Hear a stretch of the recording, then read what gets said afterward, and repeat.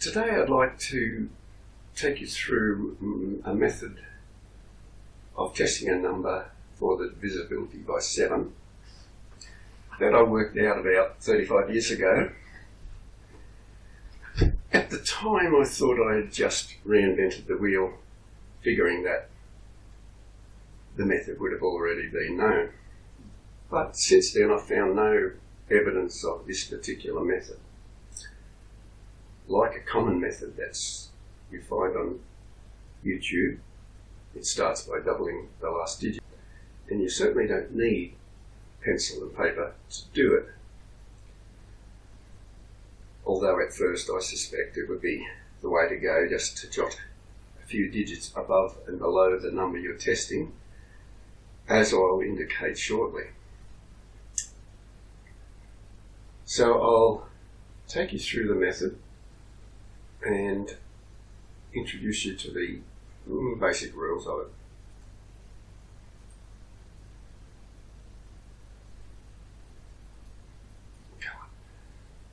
Okay. As with other methods, work from right to left. You'll be doubling and subtracting. General rules that at any time you can add or subtract as is convenient. This leads to the situation where 12 always becomes 5. That is to say, you can add or subtract 7 at any time it's convenient. So 12 becomes 5 and 10 becomes 3. Now that always happens. Whenever you see a 12, think 5.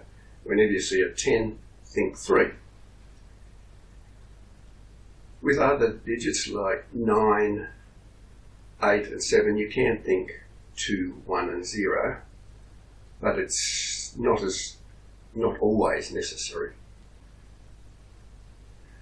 The other situation arises that when a digit has to be subtracted from a smaller digit, instead of having minus number, you simply subtract it from 7 and add the smaller digit. So I'll start with a small number. Most methods demonstrate on 3 and 4 digit numbers, but we'll go a little bigger because it's a pretty easy method. So we start by doubling the last digit, and if you want to use pen and paper, by all means, especially at first until you get familiar with the system.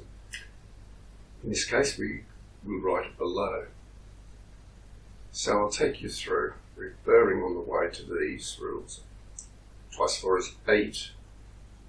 8 from 9 is 1. Twice 1 is 2. 2 from 7 is 5. Twice 5 is 10. As the rule says there, 10 is always 3. So 3 from 2. Here's the situation where you have to deduct from a smaller digit. So we take 3 from 7, which is 4, and add 2, which gives you 6.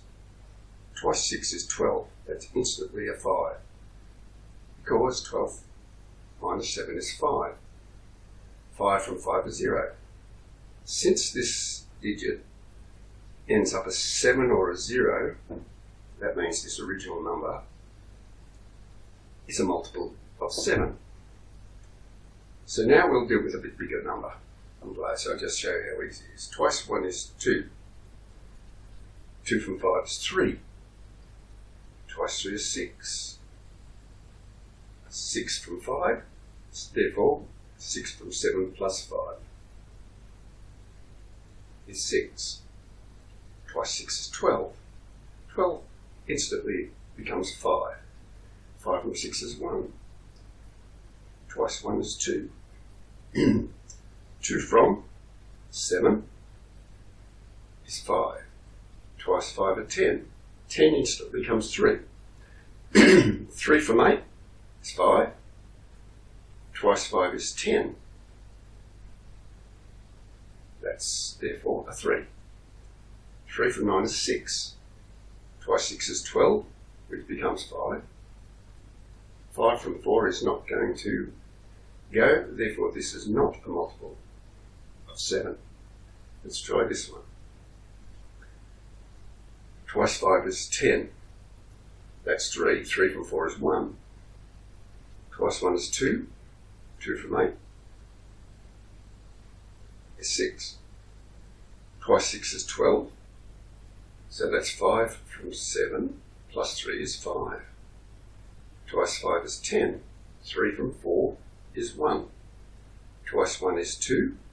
2 from 4 is 2. Twice 2 is 4. 4 from 9 is 5. Twice 5 is 10. That's a 3. Instantly becomes 3.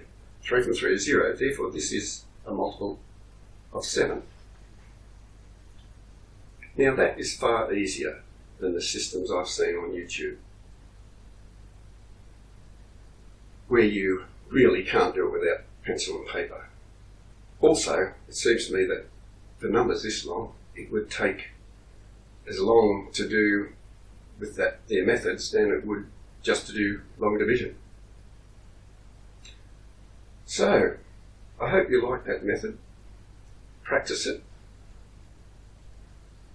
Make use of, initially, of writing your interim digits above and below the line until you're thoroughly conversant with the system. You'll probably find you very quickly fall into it. I test myself on credit card numbers and so on. Whenever I see a number, I just automatically see if it's a multiple of 7. This is the very first video I've ever put up on YouTube. So it'd be nice to get a few likes. Thank you.